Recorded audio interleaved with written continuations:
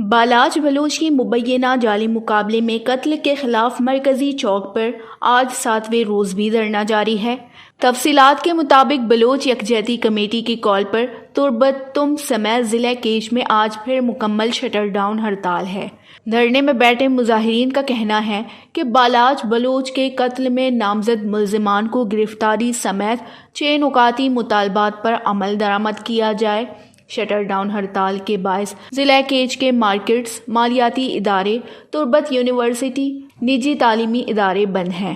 بلوچ یکجہتی کمیٹی کے رہنماؤں کا کہنا ہے کہ بلوچ قوم کے فرزند بالاچ بلوچ کو 29 اکتوبر کو سی ٹی ڈی فورس نے رات کو گھر سے حراست میں لے کر لاپتہ کر دیا تھا۔ 21 نومبر کو عدالت میں پیش کر کے تفتیش کے لیے 10 دن کا ریمانڈ حاصل کیا تھا اور 23 نومبر کو پسنی روڈ تربت کے مقام پر دیگر 3 لاپتہ افراد کے ہمراہ فائرنگ سے شہید کر کے مقابلے کا نام دیا گیا۔ پھر 25 نومبر کو سیشن کورٹ نے ایس ایچ او پولیس کو ایف آئی آر درج کرنے کا حکم دیا تھا، لیکن 4 دن گزر کے باوجود ایف آئی آر درج نہیں کی جا رہی۔ وش نیوز تربت بلوچستان۔